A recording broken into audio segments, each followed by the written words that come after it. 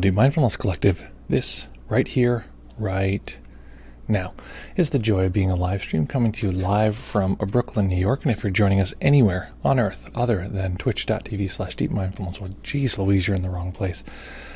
Folks, very excited to be here with you today. It's a very exciting day. It is today. It is Wednesday, October 31st. If you're watching this on playback, you're probably very confused. Okay, so folks, glad to be here with you. Happy we could make our acquaintance, and I'm curious here. Here is Joe Exotic coming back. Welcome back, Joe Exotic. Folks, here's my big fat question for you. Where on earth are you coming from?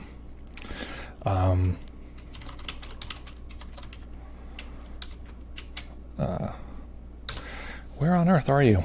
Where are folks? Where are folks coming from? Where are you joining us from? Where in the world? I am joining you, as I said, from Brooklyn, New York, drinking from my beaker of hot water.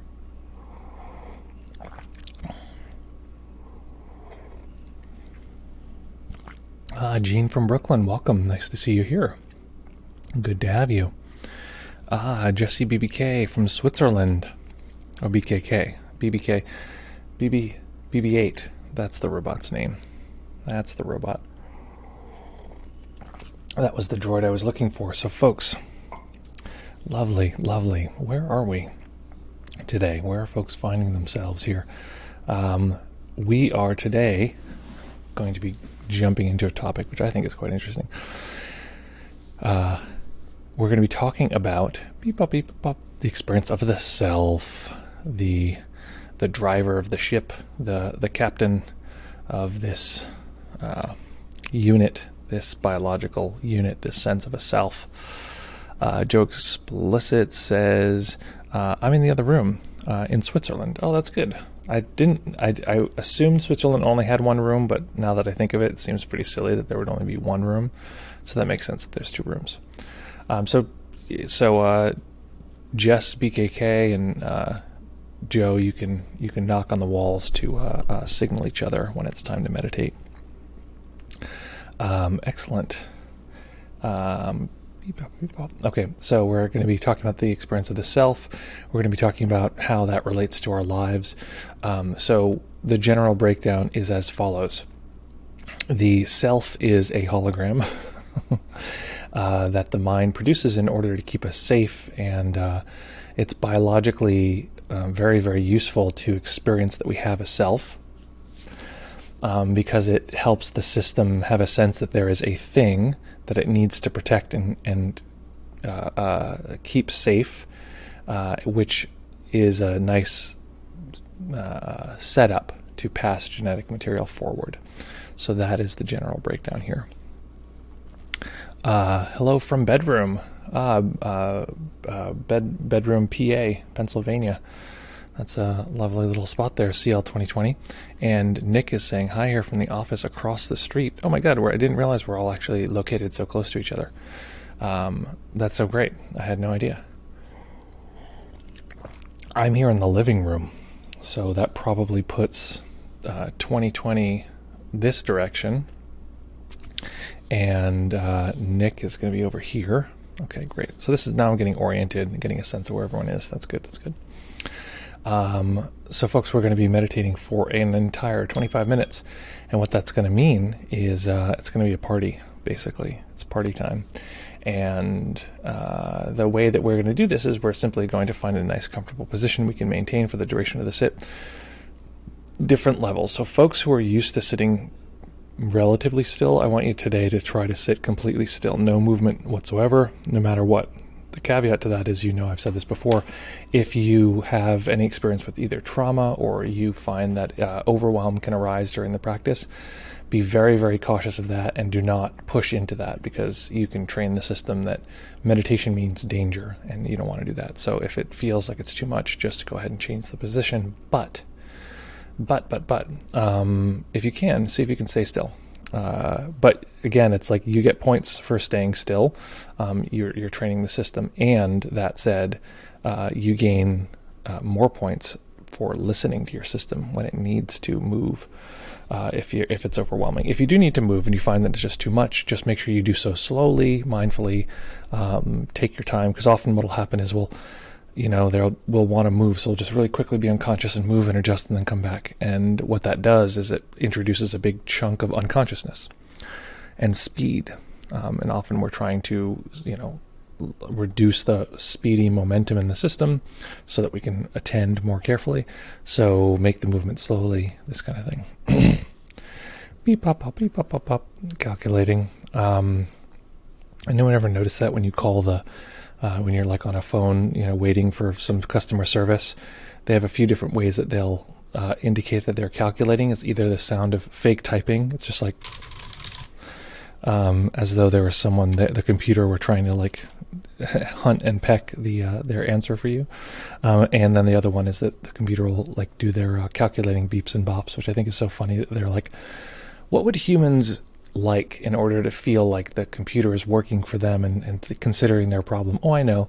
Beep, bop, beep, bop, beep, bop, bop.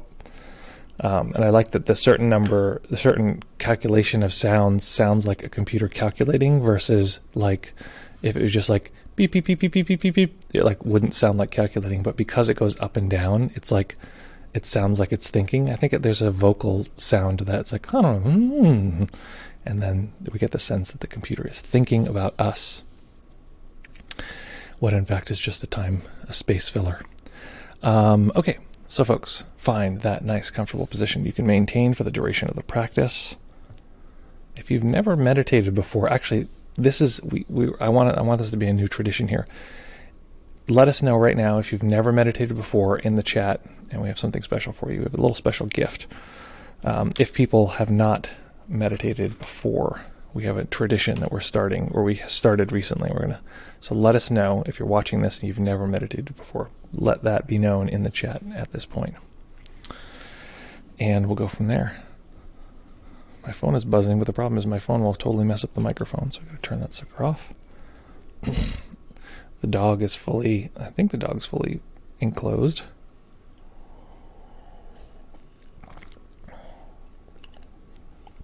You want to know how many milliliters of water you're drinking. That's the reason I do this. That's not the reason. I just like the container. Okay, so folks, finding that nice comfortable position.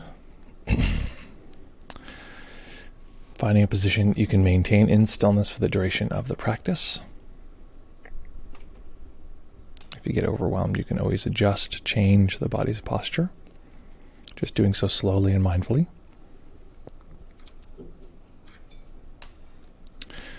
The practice we're going to explore today is one I sort of noticed in teaching a class yesterday, and it was pretty exciting, so I wanted to share that with you. So when you find that nice comfortable position, I can tell you're still adjusting, so go ahead and find that nice position. And we will begin.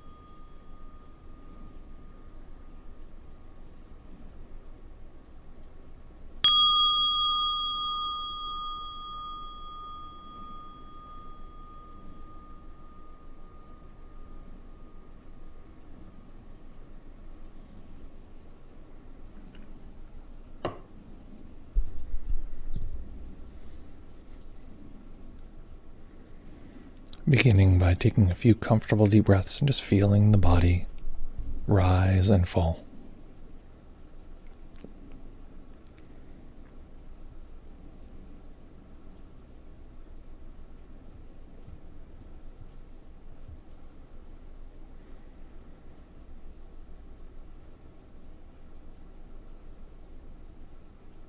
Each time we begin a meditation, we begin with the momentum of all of the previous moments.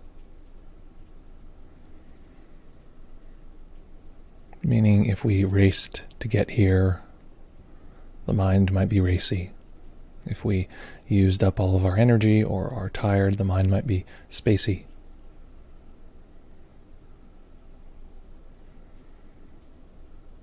Much of what we're trying to do is simply notice what our experience is, and simply noticing this often cuts through a lot of the unconscious momentum. So whatever the current experience is, just knowing that that's fine. That's just nature.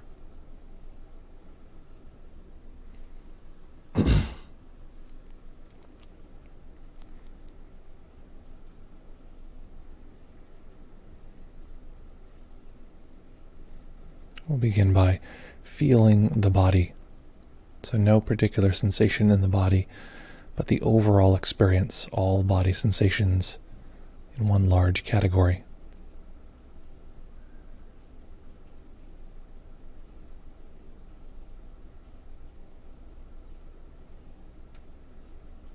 Physically relaxing the body.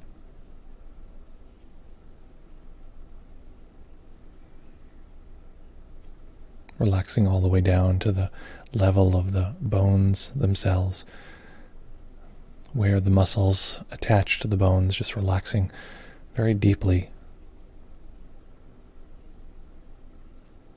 subtly.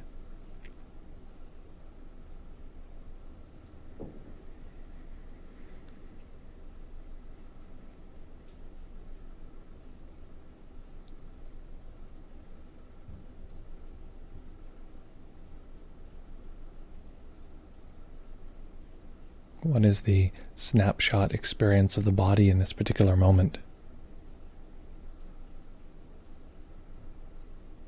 Letting go, starting again. What is the snapshot experience of the body in this particular moment?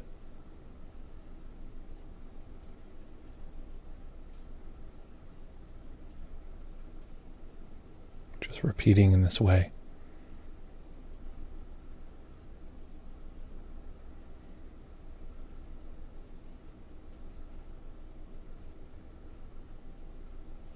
And often there's a part of the mind that tells us we've had this experience in the past.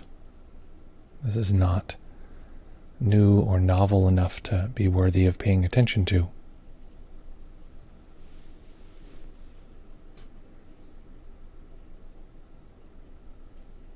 So ignoring that idea and letting this snapshot of the experience of the body in this moment be brand new. This is a set of sensations we've never felt, or at least never felt in this particular moment.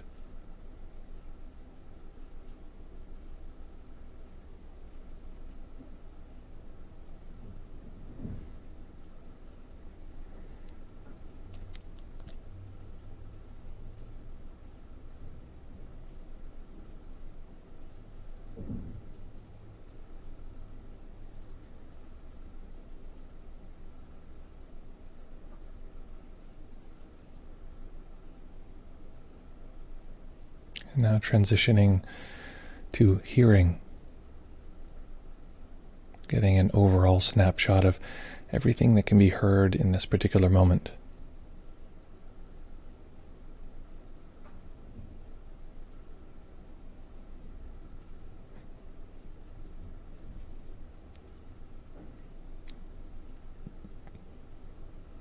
One particular sound may predominate. For instance, while I'm speaking, my voice may seem to pull all of our attention.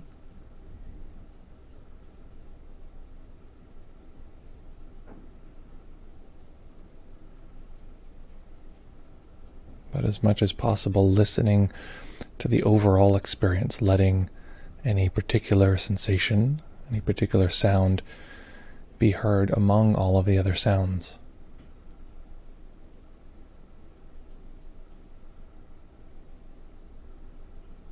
One large capture of sound in this moment.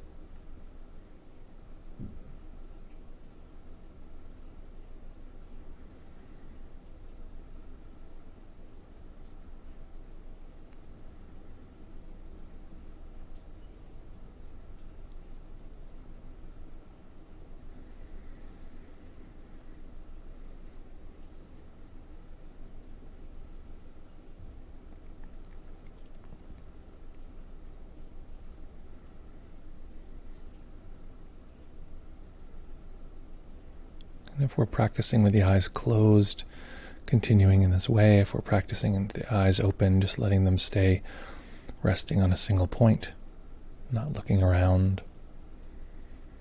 Soft focus.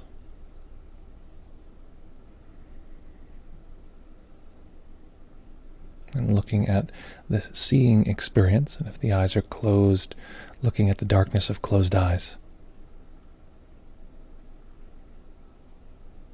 If we're unsure if we're seeing, we can squinch the eyes a few times just to notice the difference of dark and light.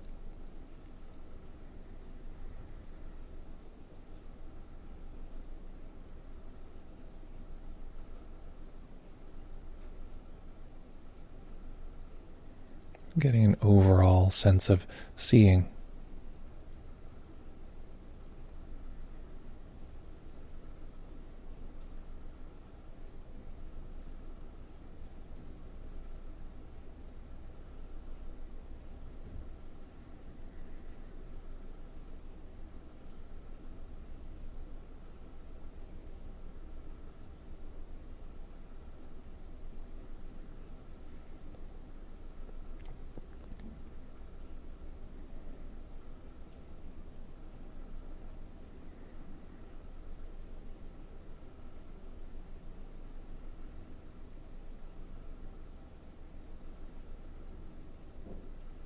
Returning to the body, looking for any emotional sensations in the body.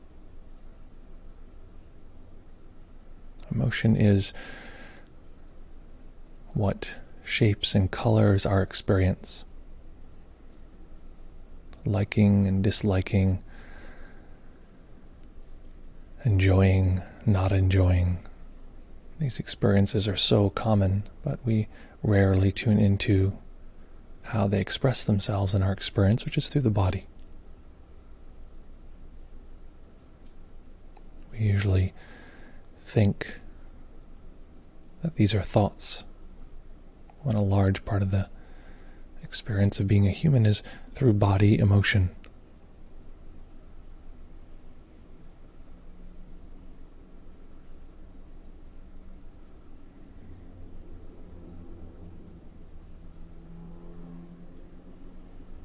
So if at this moment, instead of us sitting here doing this meditation, it was instead some inanimate object, like a glass of water. The glass of water wouldn't care what flashed in front of it, what experiences occurred. It wouldn't be annoyed or enjoy or even have neutral experiences. Our universe is richly, deeply colored by emotion continuously.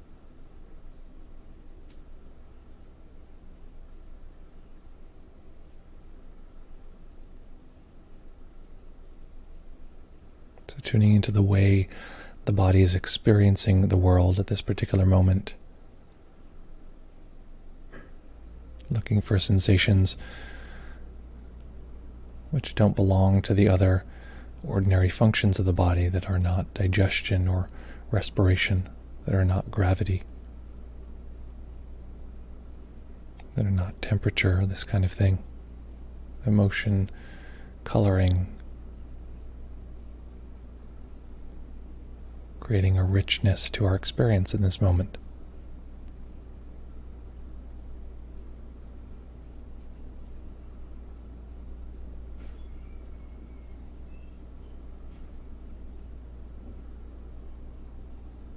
If we don't notice any emotion, and this is annoying or frustrating, just know that these are emotions and looking for their analog in the body.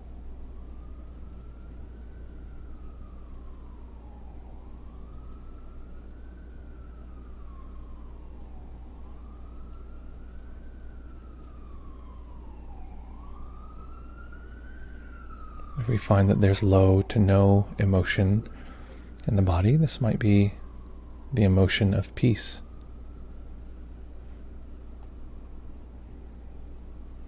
a general neutral emotional experience. This is still emotion.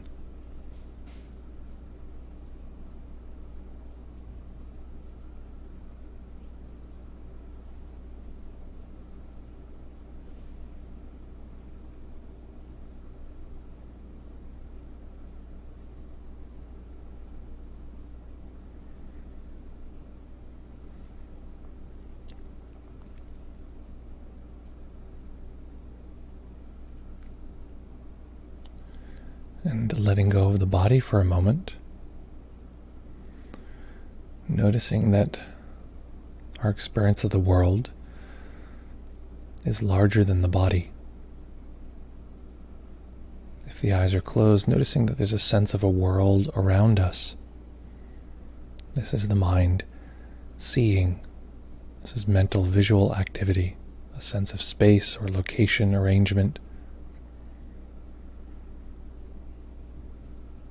In fact, our experience of vastness is exactly this, the mind extending past the edge of the body.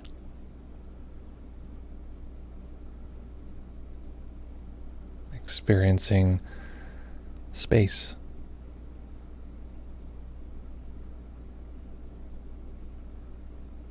So again, tuning into how rich and really marvelous this experience is.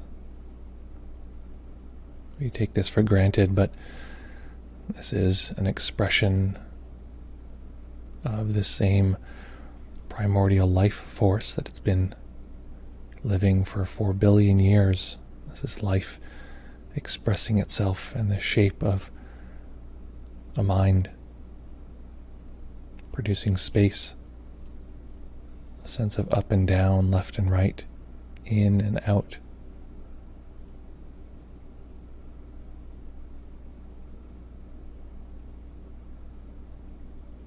In the same way, nature and life can express itself as many myriad plants and animals, beautiful tropical birds or strange underwater creatures. Life is expressing itself in the form of a mind,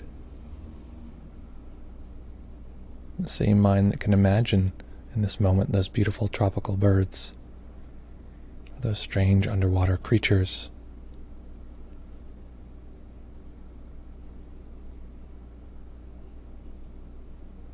So taking a moment to soak into the awe of experiencing this living human mind.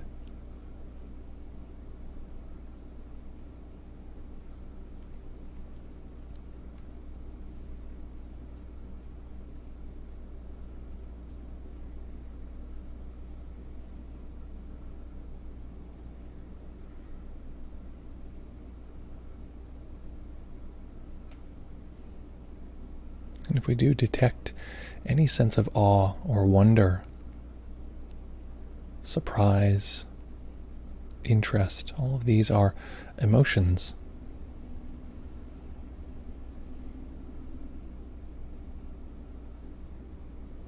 So beginning to notice that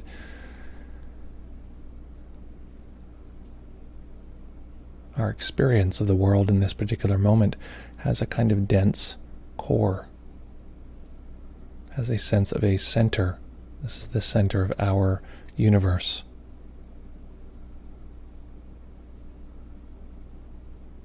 This is often referred to as the experience of the self, the me or I.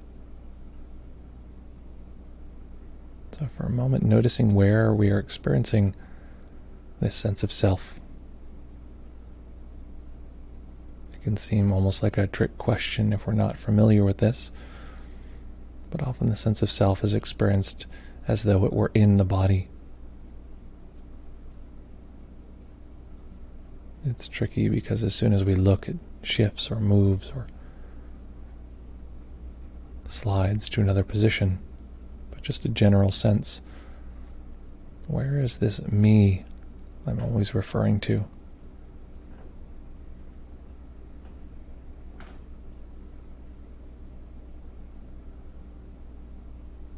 And when we have a sense of this me, this self, noticing if any part of that is built out of emotion.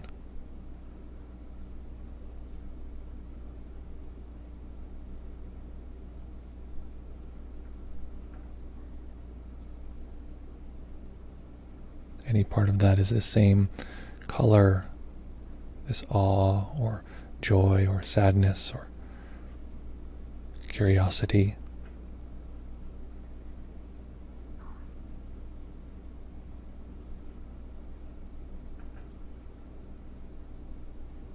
And typically, this is the case. This is the sense that the self is built to some degree, sometimes a large degree, out of a sense of emotion.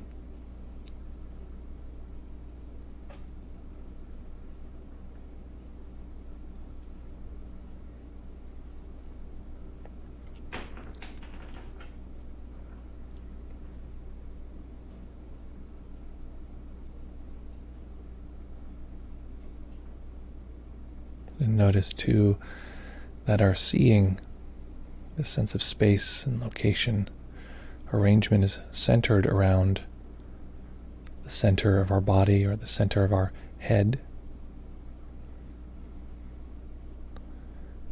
Things seem far away because they're further away from the head, further away from the eyes.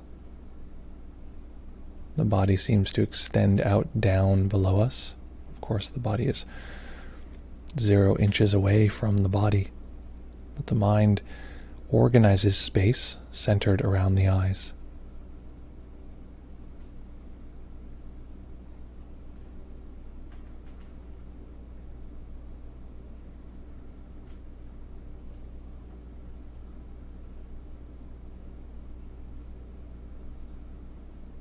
So this sense of space and location, noticing that this experience overlaps with emotion.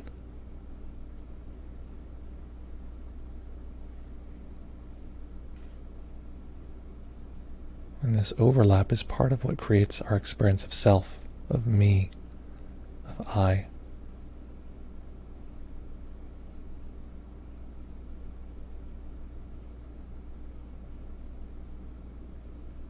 And of course, our mental audio, the part of the mind that makes sound and speaks and has songs stuck in our head. This can also be part of this mixture that creates a sense of I, me.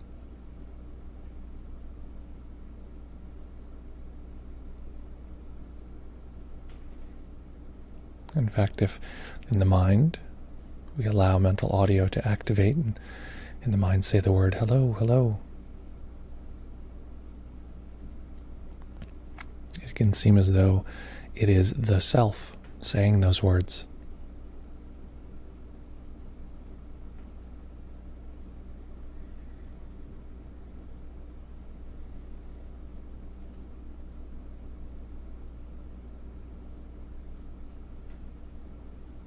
The sense that our volition, our decision-making, our choosing, what we do and the actions we take seems to come from this strange amorphous center.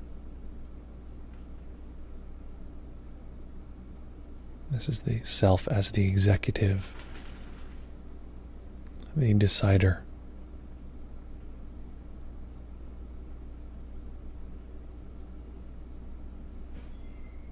There can also be a sense of a self as an observer. That which observes this experience is the self, rather than observation simply being a process that occurs.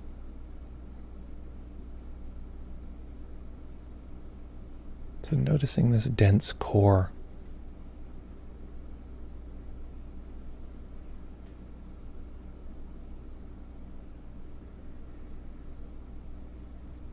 this sense of a me, an I.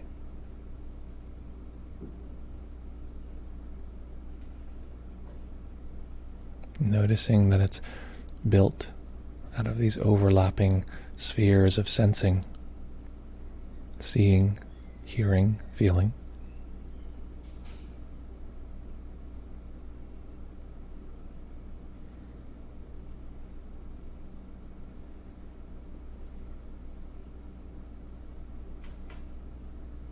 And noticing that the strange overlap between these seemingly neutral sense activities creates this being we refer to as self.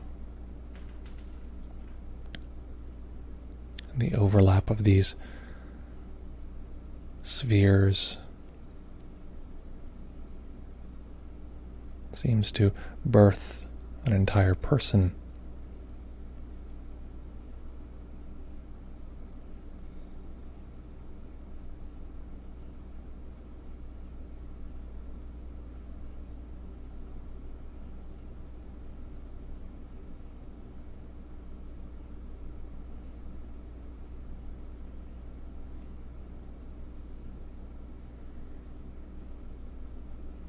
And knowing that so much of our difficulty is spent protecting this strange, overlapping experience. We need to look good for others, or say the right thing, or achieve something, so that this experience somewhere in the chest or behind the eyes, this amorphous set of pressures, sensations, so that it can feel good, it can feel protected and safe.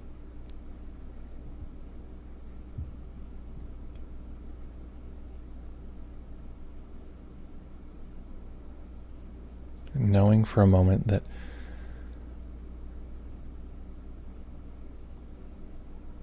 perhaps we can simply observe it existing rather than needing to fight.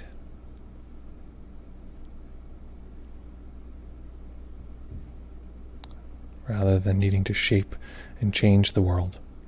Simply knowing this sense experience existing.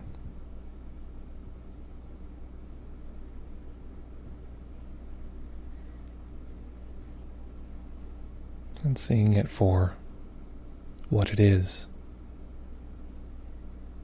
A simple arrangement of overlapping sense data.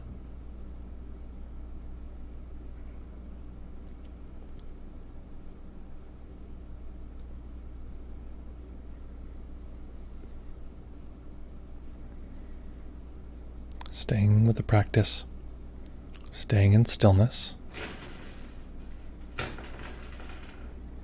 allowing a tiny bit of light to enter the eyes, eventually allowing the eyes to rest on a single point as they fully open.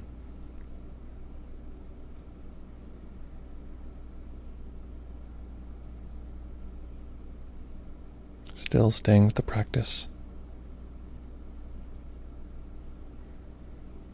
Noticing how our sense of visual seeing also seems to have a origin point, as though the world were visually shaped to point back towards this center experience.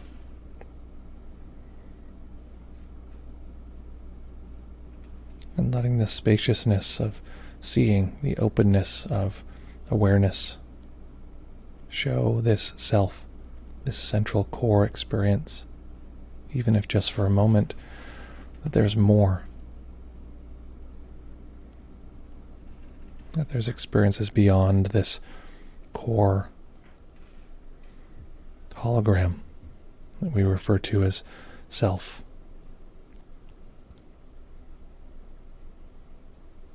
And in this way, letting our current experience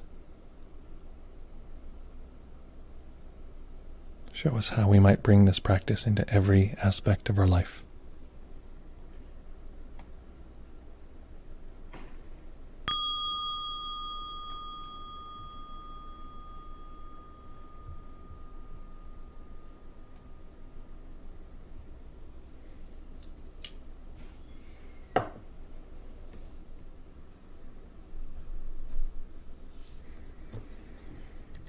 Okay.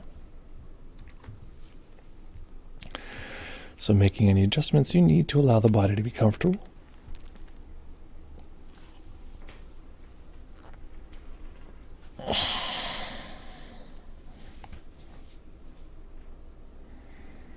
Adjusting any places in the body that need a little shake out. Shake the body. And now we enter the fun part. Each of us had our own unique personal experience. I was describing much of my own experience, but we had our own. And this is where the rubber meets the road. This is where we find out what was really going on. So let me know in the chat, or if you'd like to speak in person, I can put the Zoom link up. I'll put it now, actually, just as a little reminder here. If you want to give your report by voice, that's often a way to get into some details. You can do it over Zoom. If you follow that link, it pops up here, and we can chit-chat. Or you can let us know what your experience was like through the old finger taps. The old text report. What was that experience like? What happened? What do you like now? Challenges, difficulties, confusions. This is often a very confusing kind of practice. So what was that like? What happened? What are you like now? I added this this skull over here to the set. This is actually, it's not far in the background. It's actually right next to me. This is a scale model of my skull. This is actually the size of my skull as it is. And I just have a lot of like meat on top of the skull, so it's actually a really teeny tiny skull in that experience. Thank you, Tom Lynn, for letting folks know. We have a Discord if you want to jump in and chit chat with folks, like-minded folks doing meditation. That is a great place to do it. What else? Beep up, beep up, up, up, up. Yeah, so what was that like? What was that experience like? I'd be curious if anyone was in the class yesterday, because I think I had to do a little differently today, because it was the class assumed people knew a bunch of stuff, and I had to actually introduce a bunch of stuff in this version. So what was that like? And also, P.S., if that was challenging and there's a lot of moving parts, and it's like, wait a minute, so we're watching emotion, and I'm just learning to detect emotion, and I'm learning to notice the mind sort of shaping things. This, in a way, was a somewhat more advanced practice, because we had to add all these little bits and pieces together in order to get to what we were talking about in the end. And in fact, if we had one more practice, I would start from this place of noticing the centrality of the experience of self. You can notice this right now, and then opening up and noticing that there's much more experientially outside of that sort of core central experience, and noticing that relieves some of the pressure on the self to to exist in a certain way. So hopefully that is fun and good times. Jess BKK says, hello again. Had a very relaxed session. No anxiety feelings today. Oh, that's lovely. I'm happy to hear that. I think I was so relaxed I fell asleep a little. Well, listen, that happens. And sometimes it's just an indication that we need a little nippy nap. So the recording is always here. If it doesn't show up here, or rather if it's not on the if it's not here on Zoom, on Twitch, you can always find the playbacks on our second YouTube channel, youtube.com/deepmindfulness2, the number 2, and then you can always watch our playbacks there. Joe Explicit said, I felt quite annoyed today. Okay, interesting. So in terms of this particular practice, you probably still have some sense of that annoyance, right? There's probably some sense of that remaining. There's a lot of ways to deconstruct the experience of annoyance, or just to work with it. And so what I would suggest is, at this moment, try to see if you can detect who was annoyed, the entity that was annoyed, the thing that was being sort of assaulted by sounds or thoughts or like whatever. Where is that thing located? And it might seem like a trick question, it might seem very obvious, but typically that thing is located here. And if we get closer, it's maybe behind the eyes or in the chest or this kind of thing. So noticing who was it that was annoyed, and that gives us this little bit of distance from the experience of necessarily being sucked into the self that was annoyed. Annoyance is just the sensation that arises, It's not a problem. We don't have to fight it. The system will get annoyed. It's going to happen. So we want to just notice, okay, yep, there's annoyance arising. Maybe we notice where it's arising. We talked about looking for emotion in the body. So the likelihood is that annoyance was experienced in the body. So even right now, you can check in and say, where is that experience in the body? And that is, that's significant because it gives us this little, sometimes little, sometimes large, but at least a little, fiber, one molecular level of critical distance from that experience. So it can be quite transformative in that way. So let's see here. Nick says, pretty confusing. Yeah. When you talk about the dense core, it triggered an image of a self as some hot spot of convergence. Okay, that's effectively the metaphor that I was describing today as a how we're getting through this, like a black hole where all the senses originate. Well, I don't know if I'd say originate, but originate from, or where the sense data comes together into being rendered as my experience. Like a massive gravitational pull just sucking all the sense data into some unknown noding. Yeah, that's actually pretty, that's a lot of what I was describing today. So again, for survival purposes, it's helpful if an animal or entity's senses are symmetrical.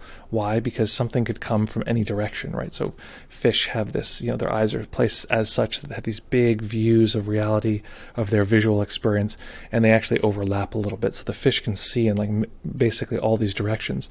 If it was very asymmetrical, now of course there are exceptions, but typically animals tend to be symmetrical. If it was very asymmetrical and all of their vision was on one side, well, probably all the fish who had their vision that was really excellent on just one side got attacked from this side and died. So eventually, animals had a symmetrical experience of their senses. So what happens is, as we start to develop more and more sense experience, we begin with, I don't know how things came about, but it's likely that body sensation comes first, seeing probably comes second, hearing probably comes third, is just my guess if I'm thinking about bare knowledge of evolution. Each of these things tends to be symmetrical, and so there's a sense that that which is perceiving them is in the middle. Now, the sense of self is its own sort of evolutionary sort of blip that worked really well, and that creatures who had a sense of a self that needed to be protected suddenly have this extra motivation, besides just there's something scary over there and the body twitches in this way. There's a sense of I need to protect this self, and now this self has achieved, this is more contemporary, this self has achieved all of these things, and I have this position in the world. I need to protect that position. It's no longer there's a threat coming from the left. It's that there is an entity that is in a certain position, and I need to protect that entity, or that entity must be protected. So the senses are these sort of overlapping symmetrical things that tend to point towards this middle experience, and that middle experience is sort of, we have the experience of it coming to this kind of gestalt, that it's a special thing that we need to protect. And sometimes it feels like we have the VR goggles on and we're at the center of the experience of self, and sometimes we get outside of that and we have a sense of someone else's experience, and the sense of self sort of diffuses in this way. And so there's always these different levels of intensity of the density of that self. And part of what we want to do is start to be able to navigate that density by choice instead of just by chance. In that way, if we can do that, then we're not locked in this prison of self. We can return to an experience of self, but we don't have to. So that beautiful experience we can have in nature, where we're sort of merged with our outer experience, and the sense of freedom and spaciousness that comes with, well, we can have that anytime if we'd like. So that's part of the reason we're going down this route. Okay, scrolling down here, Joe Explicit says the heart and the frontal lobe. Okay, so that's where you're saying you're feeling the annoyance. It might not seem relevant at first, but it really is. If you can notice the location of where these experiences are happening, it does give you this little bit of critical distance. A practice that we were doing recently, I think it might have even been the very last live stream, you might have been there, but it was on Monday. We're introducing the particular to the whole. I think this is what we did recently. And so there's something like an annoyance, and we introduce it to all the rest of our sense experience. And then we're pulled back towards whatever it is, and we're introducing it again towards this larger experience of senses. And so it's this idea of the annoyance was really as intense and hard, and that's sort of like trying to drink a cup of water with a teaspoon of salt in it. It's like, oh my God, it's like undrinkable. But if we open the experience and include a lot more of our sense activity, suddenly it's like drinking a teaspoon of water in a lake of water. It has this much more spacious experience, and it's almost unnoticeable. So that sense of centrality breaks down, and there's much more of a spacious experience. So these are some tactics to work with annoyance, but another one is just to recognize that that's natural. Human beings feel annoyed, and that's a normal experience. It's not necessarily bad, even though the system will say annoyance bad. So that I understand. Sporty Race Girl says, I sat today without moving as per your instructions. Okay, I want to hear this. This is what I want to. I find that when I sit and I relax into the meditation, my posture deteriorates. That is true. At what point do you move and straighten up? This is, okay, we're getting into some very good material. Or what did you say happens when you move or adjust the posture? Okay, so what I'm going to recommend is that, so there's a couple things we can do. We're meditating, lovely posture, and then we wilt, just over time we kind of like do this, and then we realize, I've crumbled, I'm sort of slouching, this kind of thing. Few options. One is, don't change anything. Do not move. This is your posture for the rest of the meditation. That is one option. It is a very painful option.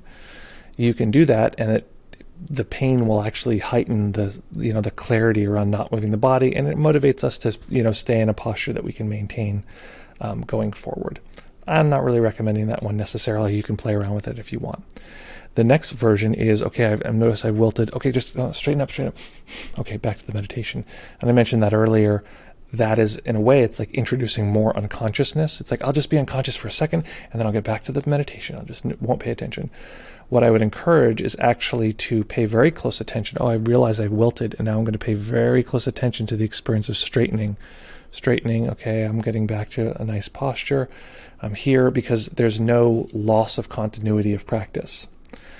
If the practice that you're doing in that particular sit relates to being able to move the body, then excellent. Then use that practice. So for instance, today, maybe there's an emotional experience. We realize we've wilted and we're like, there's a sense of surprise, maybe a sense of annoyance or whatever. Noticing that in the body, and then adjusting the body and adjusting and seeing if that fades or goes away or increases or whatever it does. We're noticing the spatial arrangement of our experience. So noticing that when we're down here, we suddenly are like, oh wait, I'm down. There's a sense of being down, which is a spatial experience. Okay, now I'm going to change, and watching the system adjust and showing us, okay, this is an upward movement. So this is also the mind. So you can often use the practice that you're in to explore, okay, readjusting and getting back into a solid posture. Another thing you can do is just use the breath, because the breath moves the body just slightly. So sometimes what I'll do is, if I find that I've sort of lilted and I want to adjust, I'll breathe in, notice the body rises just slightly, and then I pause there and let the body breathe out. Breathe in, notice that just breathing in lifts the body just a little bit, and then pause and let the breath sort of shape the body, and then have that be the way that we move the body, because we're already breathing anyway. There's already some movement in the body either way.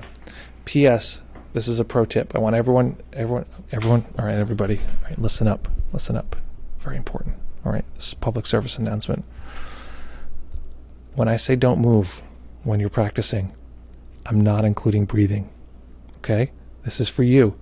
I know you're watching this right now and thinking, he said don't move. I'm just not going to breathe in or out for the next 30 minutes. Don't do it, okay? Just don't do that.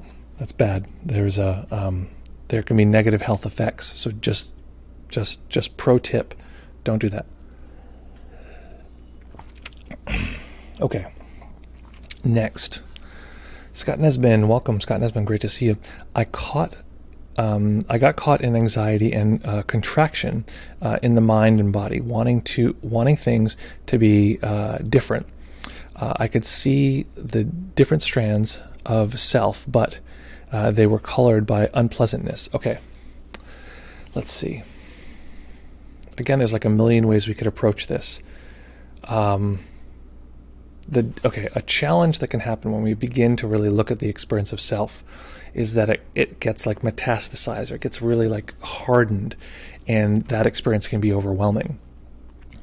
Especially if we have any experience with developmental trauma or trauma in general, there can be a sense of like having contact with the self is scary or is difficult. Not that that's your experience, but that can be the case. So what we want to do is do all of this very lightly. In a way, it's like today's experience was looking very closely at the self, and we can then take that material and again do what we were doing in the last meditation and introduce it to more material. Let's do it now, just because I hate talking about things theoretically. Let's meditate in the future.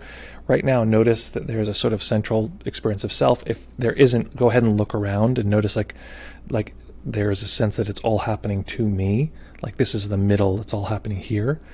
And then include for a moment all of your sensory experience, everything that a human being can experience in this particular moment as one large collection. And notice for just that instant, the centrality breaks to some degree. It's less hard, it's less tight in that way. So, okay, there's a sense of a sucked in sort of central self, and then there's a sense of an open awareness that holds all of this material as one general, category. And if we don't have good detection skills, it can seem like the self is always there. Whenever I look, it's there. The self experience, this is the metaphor that I like the most, is like a little kid with a mirror, and the kid looks in the mirror and it says, oh, there's someone there. And we look at this experience of self and we say, oh, it's there. And then the kid leaves and goes and explores the world, and we go and we have our jobs and have connections with people and get interested in projects. But then we check back and we look at the self and we're like, oh, it's still there. And this is the little kid turning back and looking back in the mirror and saying, oh, there's still someone there. So the kid produces in their mind this obvious conclusion that there's a little kid who lives in the mirror, right? And that's how we relate to ourselves, the sense that there is always a self there. So what we're training ourselves to do is to expand awareness and then notice that the experience of self dies down. So typically we only detect self when it's hardened and solid, and that can produce a lot of anxiety.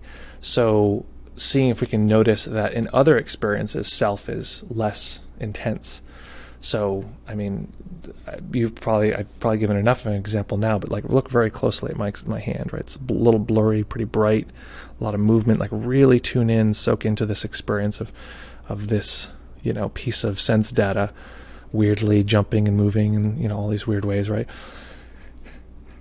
Which had a more solid experience of self, that or the most solid experience of self that you had in any particular moment during this practice, or that thing of being annoyed and frustrated? Which one had a more intense experience of self, right? Typically, we can tell there is some degree of a difference between those two, and that's what we're starting to tune the mind towards in that way. So hopefully that was helpful. If not, let me know, and I'm happy to address some more.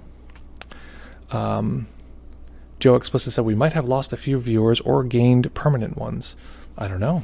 We might. Who knows? Maybe various selves have arisen and fallen away. Hey, listen, this is a great time to note. If you are not following us yet, hit the follow button here on Twitch, and you'll be able to know when we go live. P.S. If you have multiple selves, because this is the pro tip. This is where we get really tricky. Is there's not just one self. There are many selves, but each one says it is the one self. Right? There's the overwhelmed self, like, oh my God, my life is so messed up and nothing will work and I'm blah, blah, blah. And when we're in that experience, it says, this is the only reality. I'm the true self. And it, again, has the same central sort of idea, the same central sort of conclusion that it is the true self, it must be protected. And then we shift to this other self that's like inspired and interested and, oh my God, I can take over the world and like this kind of thing. And it feels like this is the true thing. This is the real me. I just have this inspired sort of experience. And so each of these selves has this sort of sense that it is the one true self. So no matter what selves arise, the overwhelmed self or the vulnerable self, or if we ever fight with ourselves and say like, God, what's wrong with you? Why are you so stupid? Like, blah. If you just did, the mind will do this kind of thing. That indicates that there are two selves. There's the part that feels vulnerable, that is like, oh God, I'm not good enough, whatever. And then there's the part that's yelling at it, saying, you're not good enough. Like, why don't you change? Blah blah blah. we'll talk more about like how to deal with those things, but they indicate several selves in the self at that particular moment. So I'm going to make a request that each one of those selves hits that follow button, because that'll definitely pump up our subscriber numbers. No other channel that I know of can get any particular person to follow their stream 3, 4, a dozen times just based on whichever particular self is following at that time. So you should get an account for each one of those selves, and then our numbers are going to go through the roof. Stonks, you guys, stonks for real. 2020 CL says, I'm getting familiar with this. We have a follow. The Universe Derp. What's up, Universe Derp? Thank you so much for the follow. I love that Universal Derp. Wow, thank you so much. Universal Derp likes my beardio here. Thank you so much. That's very kind of you. Glad to have you here. Let's see. 2020 CL says, I'm getting familiar with this. I could identify a me saying hello, but when I look back at who said hello, it's suddenly really hard to locate. Exactly.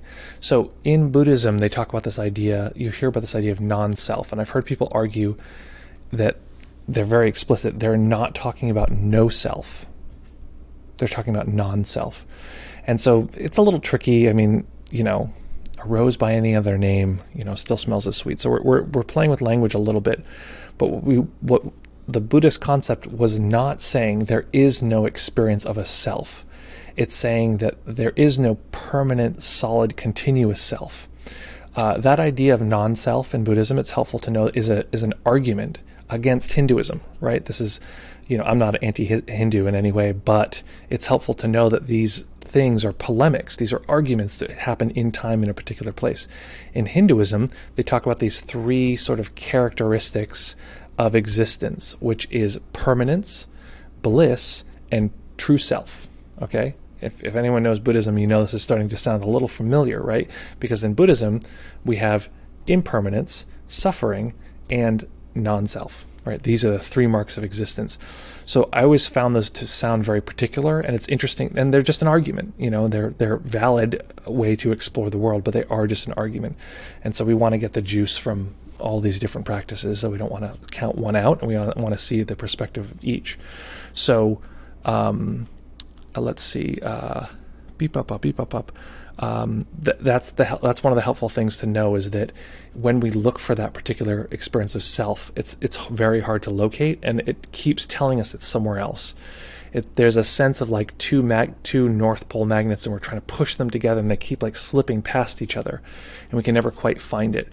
Well, part of what we're doing in a variety of ways is over and over and over and over and over again showing the body-mind that there is no core center of the self, and then that will tend to then teach the system, oh, wait a minute, this thing that I seem to continuously, unconsciously need to protect, maybe I don't need to protect it. Maybe I don't need to fight so hard. Maybe I don't need to like get in that argument on Twitter with some person because they said do Black Lives Matter? Said something like, frustrating, and then we think like I have to defend in a certain way. Now, maybe there are times when it is really important to have a self, have an identity, and fight for something we believe in. And if we can't step out of that, it's not an option. It's not an option. It's a prison. So that's the range of material that we're talking about. 2020 CL says that's really interesting. 2020. Because we are in a constant change of self. And so I mentioned a few different ways that we experience self. One is the executive. It's the thing that makes the decisions. So we have the sense that like if I go ahead and like move your hand, right? Oh, I am the one. The self is the one deciding to move and change this thing, right? There's this sense that I am deciding to do these things. So you can locate the self in that way. It's the decider. But that's weird, because if we just don't do anything and we just observe, often we can have the sense that the self is the observer. The self is that which is observing the experience, not that observing is just a function that occurs and we sort of tap into the data stream that sort of appears through the experience of observing. There can also be a sense that the the self is the emotional core of our body, the sense of like all this emotion and the way it experiences the world. That is the self. And each one of these is equally as convincing and says, no, I'm the self. It's me. I'm the self. And if we look very closely, it just breaks down. It just collapses. And so the sense of self is really elusive. And the more we look at it, the more we recognize, oh, wait a minute, this is not very solid. So in psychology, there's a tendency to try to create a continuous and very solid ego that can securely navigate the world, that is not fractured and all the different parts can communicate with each other. Excellent, very important, etc. What meditation does is, we could say goes beyond that, but I don't know, it sounds sort of pompous to say it goes beyond that, but we'll, just for the sake of a spatial metaphor, we can say it does something different, which is with that stability, it then learns it can give up that stability. It doesn't it can refer back to that, but it can also have an experience of freedom that doesn't require it to have this sort of compound solid ego. But the two work really well hand in hand, the therapy direction and the sort of transcendent exploratory direction. They work really, really well together. So Nick says, is the function of the sense of self, the sense of sense, you might have meant self there, is the function of the sense of sense exclusively survival reasons? I don't know. I use survival just as a way to help me understand why would this be here in the first place? Like, what was the reason this was here? And the reason why the main goal of self is to have pleasant feelings, a survival trick, but during enjoyment fulfillment, is there usually an absence of the thought of I am now enjoying this. Well, I don't want to speak in universals. So what I would say is that there's various drives within us, right? There's the drive to be comfortable. There's the drive to explore. There's the drive for freedom. There's the drive for safety. And my general sense, being sort of someone who, likes, I tend to be more on the, reason side than the sort of mystical side. I don't think that like those drives are there to serve a mystical purpose. We also have a drive towards freedom and exploration that is, to some degree boundless. Like any bound that we find, any sort of edge, we want to go beyond that. So we have the capacity of experiencing things that are, to the point of deity. Like it's not just like, oh, I want to like have a bigger apartment, or I want to see what's over this one particular hill. Like we have this sense of exploration and a drive for freedom that can bring people to the point of experiencing gods and limitless space and transcendence and awakening, classical awakening. So we have these various drives, and I think the reason, this is my theory, is that the reason for each of these drives is the same reason as anything that is existing in this particular body. Maybe this is reductionist, but is to pass genetic material forward to another generation.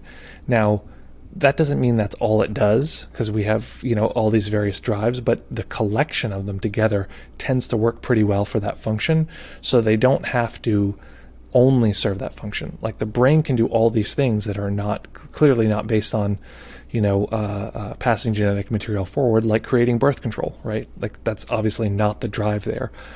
But it's like this excess capacity that tends to just end up doing that anyway. So that's generally the case. I generally say that's sort of the original functional purpose of all of these different components, including the self. And that doesn't mean we have to do that. That just means without any intervention, without any observation, without sort of anything other than just letting the system do whatever it wants, that's what it will tend to do.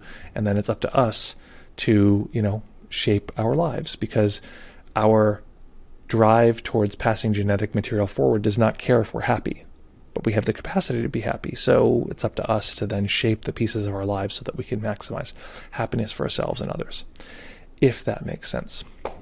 So folks, as always, what a lovely time. What a good time this was. So much fun. I'm glad I brought we had that warning, that PSA about movement, and just make sure to keep breathing. I hadn't brought that up in a while, and I appreciate folks for reminding me of that one. I like to think of meditation as advanced breathing, you know? So, folks, we're going to be back here in fewer than 48 hours on Freedom Friday. Freedom Friday is when we have freedom fries, and we just frolic and have fun, and all sorts of, we discuss fantasy, and everything happens, but only things that are onomatopoetically or what's the word I'm looking for? I don't know. You follow. That happens Friday. Those are what happens on Friday. So fewer than 48 hours from now, we're going to be back here doing exactly that. So folks, I have a wish. Imagine I'm a birthday cake, okay? But this is a magic birthday cake, because this birthday cake is going to make the wish for you. So my wish for you is that in this particular moment, you can experience this wondrous, interesting overlap of all of the sensing that is the form of a particular self. And that particular self is imagined to be the center of the universe. So let's, for fun, instead of fighting that, let's allow that center of the universe experience. But being the gravitational center means that it's pulling from all around it. So letting that centrality show us all that it's pulling from in every direction. So letting the core show us the outer edge of the experiential universe. And in this way, we can teach the system that even things that pull us in, annoyance and frustration and difficulty, they're actually showing us what they're pulling from. They're showing us this universe of openness and spaciousness that doesn't require us to zoom into our own suffering. So my wish for you is simply in this particular moment and throughout your day, in between now and next time we get to say hello again, just to allow this lovely spectrum between the experiences which are solid, hard, collected, and let those experiences show us that which is open and spacious and voluminous, which holds those experiences together, creating this dance of solidity and deformation, this complex, layered ballet that we call human existence. As always, folks, practice well, take care of each other, have fun, and we'll see you very, very soon.